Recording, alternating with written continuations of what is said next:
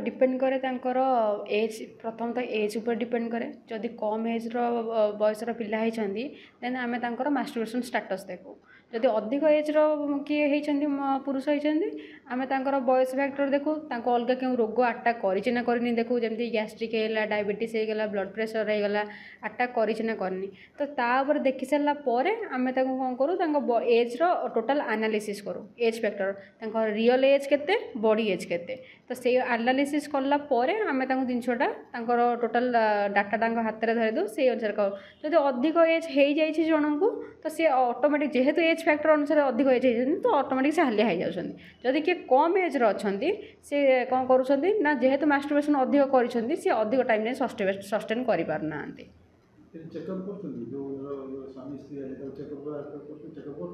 ना से चेकअप आम एनालिसिस करूँ हर डिटेल्स जमी कहली 4टा फैक्टर पर डिपेंड करे past sexual history present sexual behaviour urgency need जेहेतु समस्त डाटा कौन करे पर्सन टू पर्सन भ्यारी करे तो पर्सन टू पर्सन जेहेतु भ्यारी करे आम मेडिसिन सेम मेडिसिन केमी काम कर समस्त पाखे तो से आम कौन करूँ टोटाल डिटेल्स एनालिसिस कलापर आम कंपल को सजेस्ट करूँ यही मेडिसिन खाइला आपण सेक्स लाइफ हो मैरेज लाइफ हो मैरिड लाइफ हो बेटर हो पार आज्ञा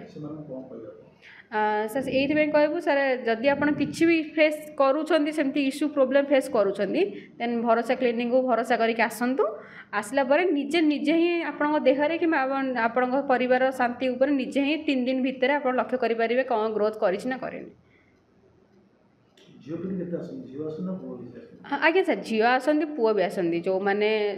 पर्टिकुलर झील तो सेमती आसती स्वामी को सहित आसती कपल आसती सहित आसती कौ मैंने ना पुओ सिंगल पुओ मैरिड आसती अनमैरिड आसती झील भी आसती कौन पीरियड्स प्रोब्लेम कहार इरेगुलर पीरियड्स होची कहार होनी कहार पीसीओडी अच्छी पीसीओएस अच्छी तो तापाई भी आसती आम आयुर्वेदिक चिकित्सा करूँ कि वेट गेन आसुँच मेडिसिन रखुचु पाइल्स आसुँच आंठू गोटी बात आसुँच डायबिटीज रहीगला आपणकर जेकोसी जिनस रहा तार आयुर्वेदिक जोटा कि बिना साइड इफेक्ट आम आयुर्वेदिक दौचु तो आप 15 दिन भितर ही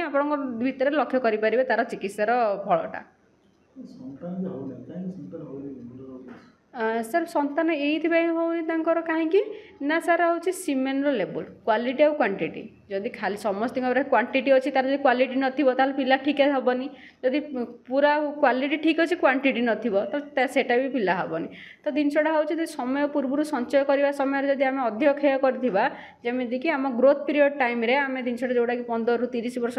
जो पीरियडटा से टाइम जब मास्टरबेशन स्टाटस अधिक थाए आमर तो बॉडी रू कौन करे ना सीमेन लेवलटा धीरे धीरे कम हो जाए जदि आमर जी इनपुट हवा कथा तार डबल आउटपुट हुए दिन बॉडी रू तो जिनसटा कौन हुए ना धीरे धीरे सीमेन लेवल कमीगला जोटा कि आपणकर गोल्डन पीरियड 30 ରୁ 40 वर्ष बयस आप से टाइम इनफर्टिलिटी शिकार होती सर खाद्य तो सर समस्त बॉडी अलग अलग समस्त बॉडी टाइप अलग अलग थाए तो समस्त बॉडी एक न थाए कहार गरम थाए कहार ठंडा बॉडी थाए पूरा तो से आम कौन करूँ गरम ठंडा चिकित्सा ठंडा गरम चिकित्सा अनुसार करता तो से बॉडी जो तैयारी हुए एक्चुअली जिनसटा हूँ स्पर्मटा जो थाए बॉडी रे सेटा 2 डिग्री कम टेम्परेचर रे बॉडी रे थाए जो बॉडी टेम्परेचर 37 डिग्री सेल्सियस थाए तो स्पर्म जो थाए रेक्टम रे तो जिनसटा कौन हो जाए जिनसटा ना आमर 2 डिग्री कम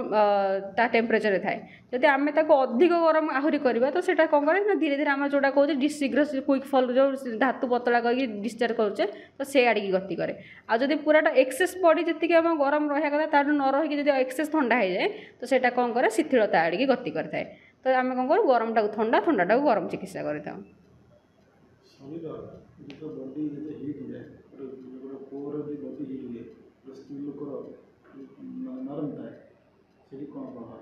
सर